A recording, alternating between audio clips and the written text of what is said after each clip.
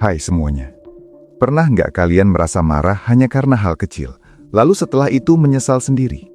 Seolah-olah ada sesuatu di dalam diri yang langsung meledak tanpa sempat dipikir dulu. Padahal sebelumnya mungkin niatnya ingin tetap tenang, ingin jadi pribadi yang lebih sabar, ingin terlihat dewasa dalam menghadapi situasi. Tapi kenyataannya, emosi itu datang begitu cepat, begitu kuat, dan seringkali terasa seperti tidak bisa dikendalikan. Di titik ini, banyak orang mulai bertanya, apakah mungkin hidup tanpa marah? Apakah benar ada cara agar kita bisa tidak pernah marah sama sekali? Atau setidaknya, bagaimana caranya agar kemarahan itu tidak lagi menguasai diri seperti selama ini? Kalau dipikir lebih dalam, marah sebenarnya bukan sesuatu yang sepenuhnya salah. Marah adalah bagian dari emosi manusia yang wajar. Tanpa marah, mungkin kita tidak punya batas, tidak punya reaksi terhadap ketidakadilan, atau tidak punya dorongan untuk memperbaiki sesuatu yang salah. Tapi masalahnya bukan pada marah itu sendiri, melainkan pada bagaimana kita mengelola marah tersebut. Banyak dari kita bukan hanya marah, tapi tenggelam dalam kemarahan itu, membiarkannya mengambil alih pikiran, ucapan, dan tindakan. Seringkali kemarahan muncul bukan karena kejadian besar, tapi karena akumulasi hal-hal kecil yang tidak disadari, mulai dari kelelahan, ekspektasi yang tidak terpenuhi, komunikasi yang tidak jelas, hingga kebiasaan memendam perasaan. Ketika semua itu menumpuk, sedikit pemicu saja sudah cukup untuk membuat emosi meledak. Itulah kenapa banyak orang merasa marah tanpa tahu penyebab pastinya. Mereka hanya tahu bahwa mereka kesal, tapi tidak benar-benar memahami akar masalahnya. Kalau kita ingin benar-benar mengurangi bahkan hampir menghilangkan kemarahan dalam hidup, langkah pertama yang perlu dilakukan adalah berhenti menganggap marah sebagai musuh yang harus dilawan. Justru kita perlu melihat marah sebagai sinyal. Sinyal bahwa ada sesuatu di dalam diri yang sedang tidak baik-baik saja. Sinyal bahwa ada kebutuhan yang tidak terpenuhi, ada harapan yang tidak sesuai kenyataan, atau ada luka yang belum selesai. Ketika kita mulai melihat marah sebagai sinyal, bukan ancaman, maka kita akan lebih mudah untuk memahami diri sendiri. Misalnya ketika merasa marah karena seseorang tidak menghargai kita, sebenarnya yang terjadi bukan hanya soal orang itu, tapi juga tentang kebutuhan kita untuk dihargai. Atau ketika kita marah karena sesuatu tidak berjalan sesuai rencana, mungkin itu karena kita terlalu melekat pada hasil yang kita inginkan. Disinilah kita mulai belajar satu hal penting, bahwa banyak kemarahan berasal dari ekspektasi. Kita berharap orang lain bersikap tertentu. Kita berharap keadaan berjalan sesuai keinginan. Kita berharap dunia mengikuti standar yang kita buat sendiri. Ketika semua itu tidak terjadi, kita merasa kecewa, dan kekecewaan itu sering berubah menjadi kemarahan. Padahal kenyataannya, dunia tidak bekerja berdasarkan keinginan kita. Orang lain punya pikiran, perasaan, dan cara pandang yang berbeda. Situasi juga seringkali di luar kendali kita. Kalau kita terus memaksakan ekspektasi, maka kita akan terus memberi ruang bagi kemarahan untuk muncul. Maka salah satu cara paling efektif agar tidak mudah marah adalah dengan belajar melepaskan ekspektasi yang tidak realistis. Bukan berarti kita tidak boleh berharap, tapi kita perlu lebih fleksibel. Kita perlu menerima bahwa tidak semua hal akan berjalan sesuai rencana, dan itu bukan akhir dari segalanya. Selain itu, penting juga untuk menyadari bahwa kemarahan sering terjadi karena kita terlalu cepat bereaksi. Kita mendengar sesuatu, langsung tersinggung. Kita melihat sesuatu, langsung berasumsi. Kita mengalami sesuatu, langsung menilai. Padahal tidak semua yang kita tangkap itu benar adanya. Seringkali apa yang kita anggap sebagai kesalahan orang lain sebenarnya hanyalah interpretasi kita sendiri. Kita tidak benar-benar tahu niat orang lain, tapi kita langsung menyimpulkan yang buruk. Kita tidak tahu keseluruhan situasi, tapi kita sudah merasa paling benar. Disinilah pentingnya jeda. Jeda sederhana sebelum bereaksi, memberi ruang beberapa detik untuk berpikir sebelum merespons. Kedengarannya sepele, tapi efeknya luar biasa. Dengan jeda, kita memberi kesempatan pada logika untuk ikut bekerja, bukan hanya emosi. Bayangkan kalau setiap kali kita ingin marah, kita berhenti sejenak, menarik nafas, dan bertanya pada diri sendiri, apa benar ini layak untuk dimarahi? Atau, apakah reaksi ini akan memperbaiki keadaan? Pertanyaan sederhana ini seringkali cukup untuk meredam emosi yang sudah mulai naik. Semakin kita terbiasa memberi jeda, semakin kita sadar bahwa banyak hal sebenarnya tidak perlu dibesar-besarkan. Banyak hal yang dulu terasa menyebalkan, ternyata bisa dilewati dengan lebih tenang. Dan perlahan kita mulai merasa bahwa hidup tidak seberat yang dulu kita rasakan. Selain jeda, hal lain yang sangat berpengaruh adalah cara kita berbicara pada diri sendiri. Banyak orang tidak sadar bahwa pikiran mereka sendiri justru membesarkan kemarahan. Misalnya dengan berkata dalam hati, "Kenapa dia selalu begitu?" Atau, "Ini tidak adil." Atau, "Orang-orang memang menyebalkan." Pikiran seperti ini memperkuat emosi negatif. Semakin sering kita mengulangnya, semakin besar kemarahan yang kita rasakan. Sebaliknya, kalau kita mulai mengubah cara bicara pada diri sendiri, emosi juga ikut berubah. Misalnya dengan mengatakan, "Mungkin dia sedang ada masalah." Atau, "Ini memang tidak sesuai harapan, tapi masih bisa dihadapi." Atau, "Tidak semua hal harus sempurna." Perubahan kecil dalam cara berpikir ini bisa membuat perbedaan besar dalam cara kita merasakan sesuatu. Kita jadi lebih tenang, lebih fleksibel, dan tidak mudah terpancing. Pada akhirnya, belajar untuk tidak marah bukan tentang menjadi orang yang dingin atau tidak punya perasaan. Justru sebaliknya, ini tentang menjadi orang yang lebih sadar, lebih paham diri sendiri, dan lebih bijak dalam merespons kehidupan. Kita tidak menghilangkan emosi, tapi kita mengelolanya dengan cara yang lebih sehat. Dan perjalanan ini tidak instan. Tidak ada cara cepat untuk langsung menjadi orang yang tidak pernah marah. Tapi setiap langkah kecil yang kita ambil, setiap kesadaran yang kita bangun, akan membawa kita lebih dekat ke versi diri yang lebih tenang. Kalau kita lanjut melihat lebih dalam, ada satu hal yang sering luput dari perhatian, yaitu bahwa kemarahan seringkali bukan tentang apa yang terjadi di luar, tapi tentang apa yang terjadi di dalam diri kita. Dua orang bisa menghadapi situasi yang sama, tapi reaksinya berbeda. Ada yang santai, ada yang marah besar.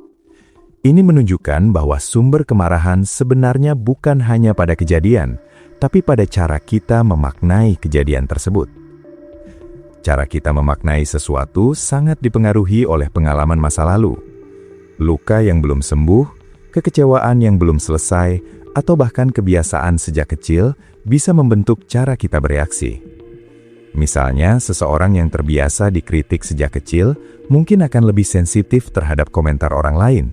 Hal kecil saja bisa terasa seperti serangan. Di sisi lain, ada juga yang tumbuh dalam lingkungan yang keras, sehingga mereka terbiasa menggunakan kemarahan sebagai bentuk perlindungan diri. Mereka merasa bahwa marah adalah cara untuk menunjukkan kekuatan, padahal sebenarnya itu hanya bentuk pertahanan. Kalau kita ingin benar-benar mengurangi kemarahan, kita perlu berani melihat ke dalam diri. Bukan untuk menyalahkan diri sendiri, tapi untuk memahami apa yang sebenarnya membuat kita mudah marah. Apakah ada pola tertentu? Apakah ada luka yang belum selesai? Proses ini memang tidak selalu nyaman. Kadang kita akan menemukan hal-hal yang selama ini kita hindari. Tapi justru disitulah letak perubahan.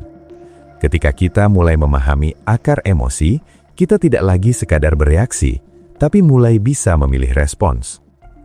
Selain itu, penting juga untuk menyadari bahwa kelelahan sangat mempengaruhi emosi. Ketika kita lelah secara fisik atau mental, kemampuan kita untuk mengontrol emosi menurun. Hal kecil yang biasanya tidak masalah, tiba-tiba terasa sangat mengganggu. Banyak orang yang marah bukan karena masalah besar, tapi karena mereka sudah terlalu lelah.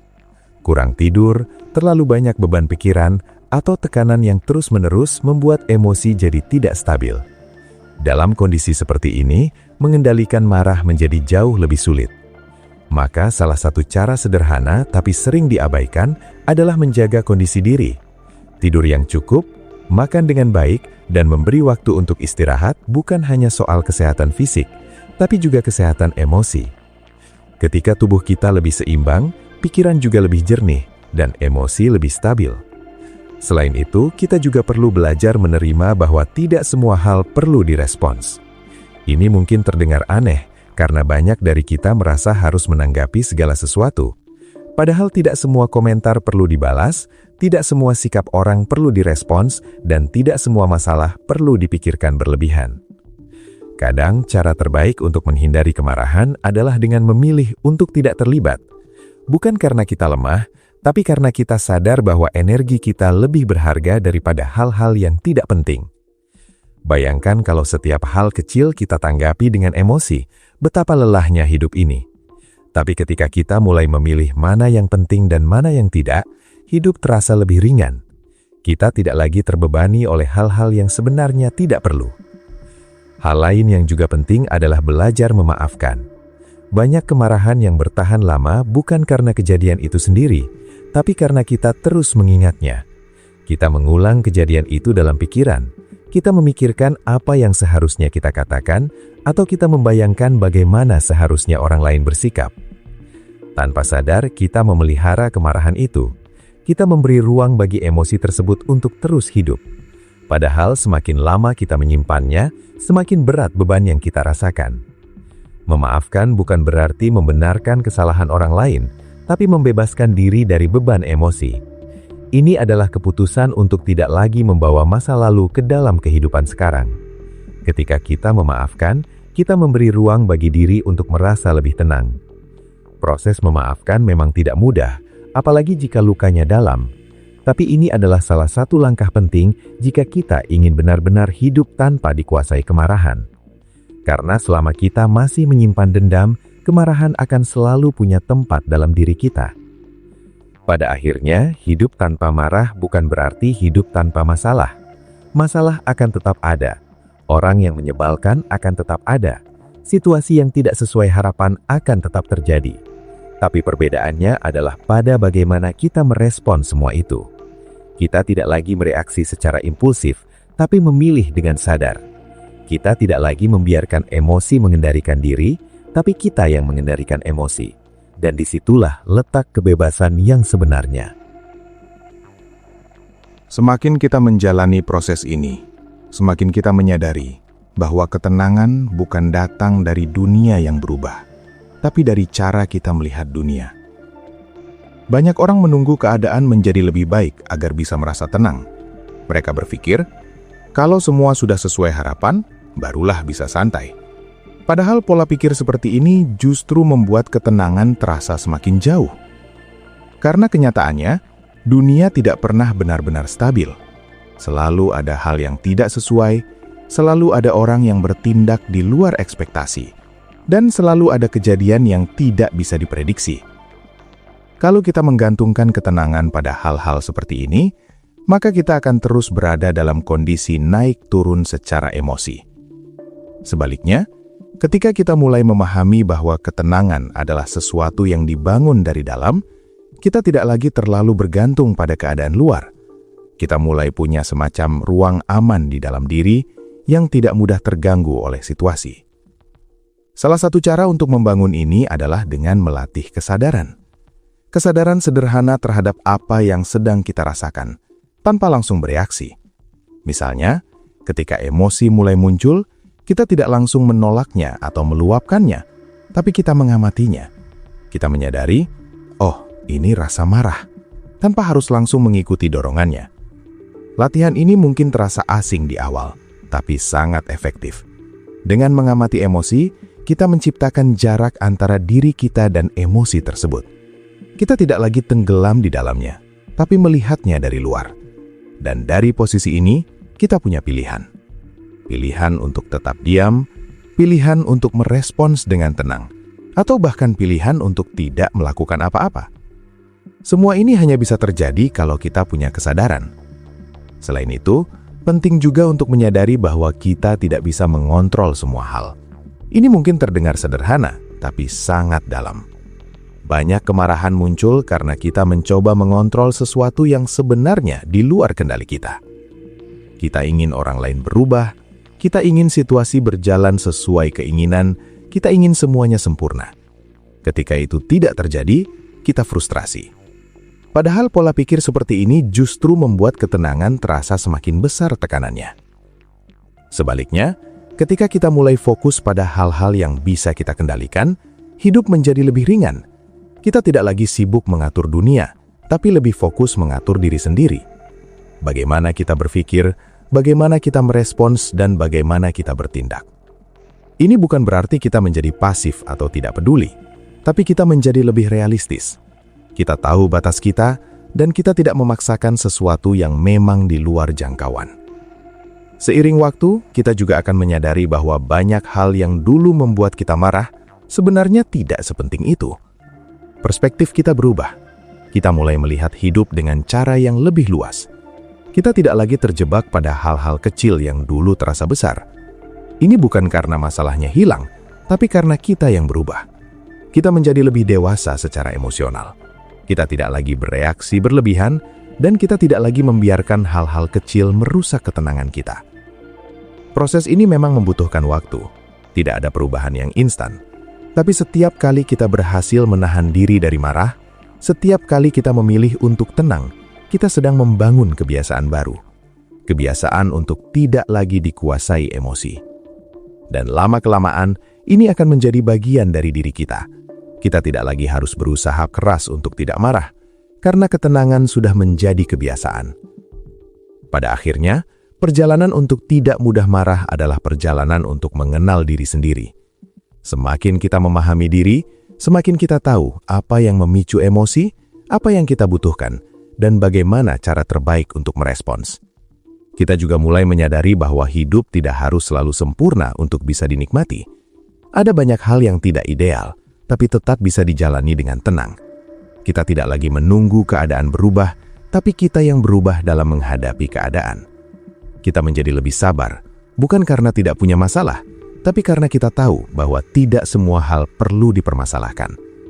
Kita menjadi lebih tenang, bukan karena hidup lebih mudah, tapi karena kita tidak lagi memperumitnya dengan reaksi yang berlebihan.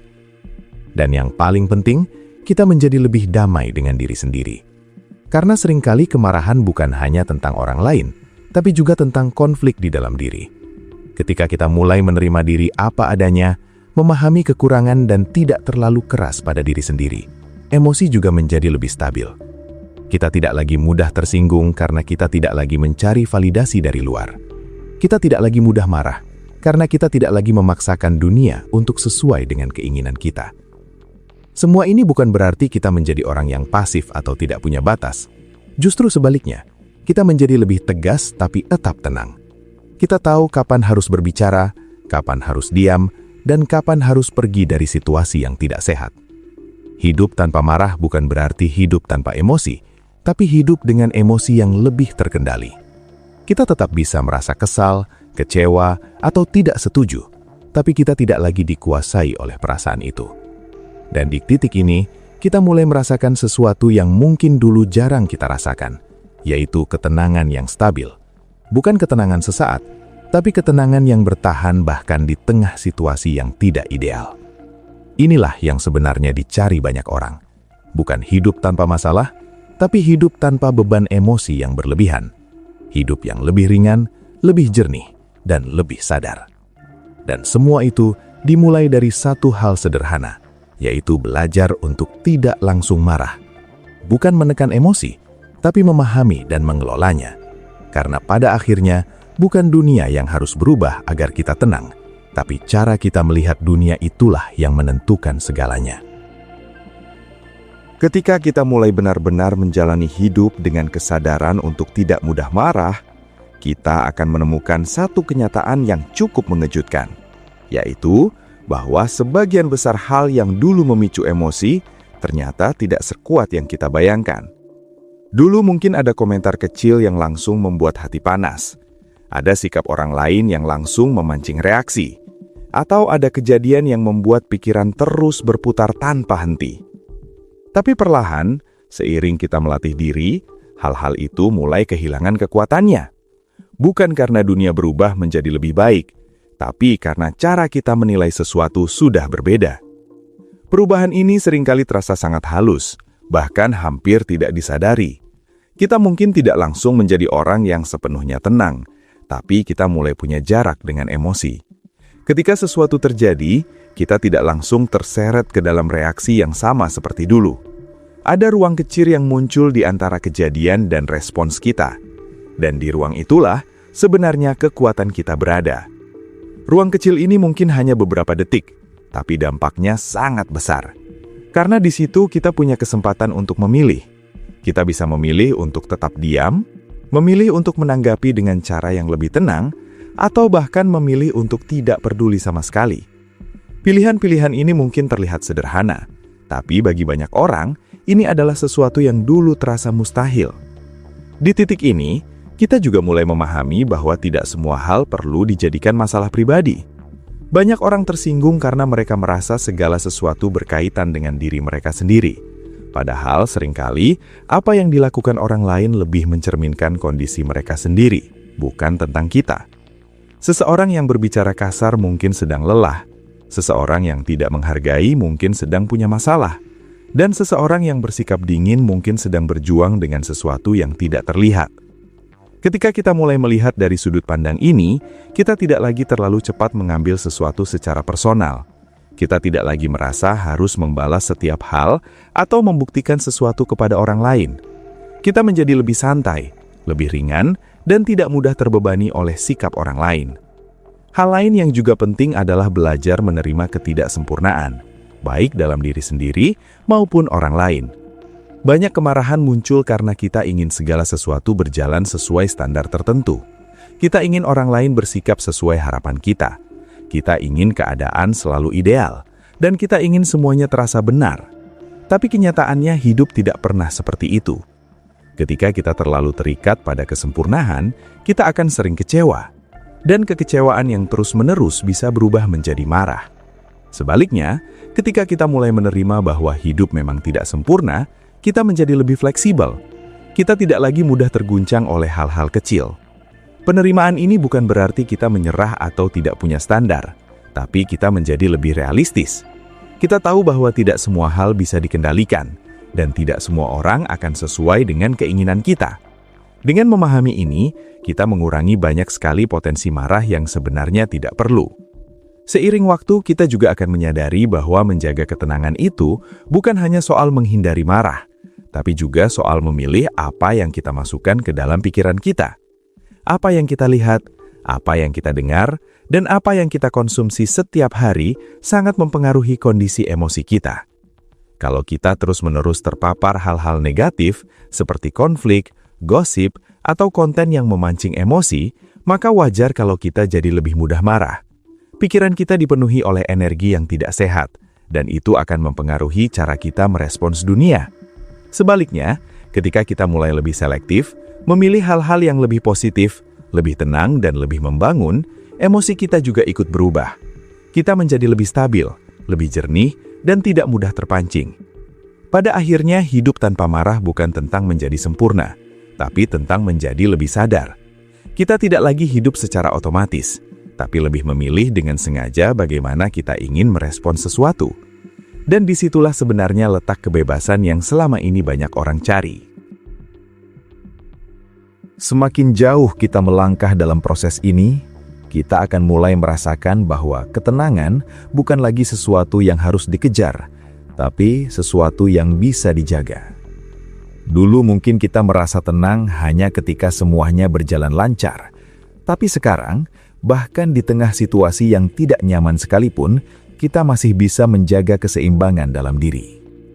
Ini terjadi karena kita sudah tidak lagi terlalu bergantung pada kondisi luar. Kita tidak lagi menunggu orang lain berubah agar kita bisa tenang. Kita tidak lagi berharap situasi menjadi ideal agar kita bisa merasa damai. Kita mulai memahami bahwa sumber ketenangan itu ada di dalam diri kita sendiri. Salah satu tanda bahwa kita mulai berhasil mengelola kemarahan adalah ketika kita tidak lagi merasa perlu untuk selalu benar. Banyak konflik terjadi bukan karena masalahnya besar, tapi karena masing-masing pihak ingin menang. Mereka ingin diakui, ingin dibenarkan, dan ingin terlihat lebih unggul. Ketika kita masih terjebak dalam pola ini, kita akan mudah marah setiap kali ada perbedaan. Tapi ketika kita mulai melepaskan kebutuhan untuk selalu benar, kita menjadi lebih santai. Kita tidak lagi merasa harus membuktikan sesuatu kepada orang lain. Kita bisa mendengar tanpa harus setuju. Kita bisa memahami tanpa harus membenarkan. Dan kita bisa berdiskusi tanpa harus berdebat. Ini membuat hubungan dengan orang lain menjadi lebih sehat, karena kita tidak lagi membawa ego ke dalam setiap interaksi. Selain itu, kita juga mulai belajar bahwa diam seringkali lebih kuat daripada reaksi. Banyak orang merasa bahwa mereka harus membalas sesuatu agar tidak terlihat lemah. Padahal, tidak semua hal perlu ditanggapi. Kadang, diam justru menunjukkan kedewasaan. Diam bukan berarti kita tidak punya pendapat, tapi kita memilih untuk tidak menghabiskan energi pada hal yang tidak penting. Kita tahu bahwa tidak semua hal layak untuk diperjuangkan, dan tidak semua konflik perlu dimenangkan. Seiring waktu, kita juga akan lebih peka terhadap tanda-tanda emosi dalam diri. Kita mulai bisa merasakan kapan emosi mulai naik, kapan pikiran mulai negatif, dan kapan tubuh mulai tegang.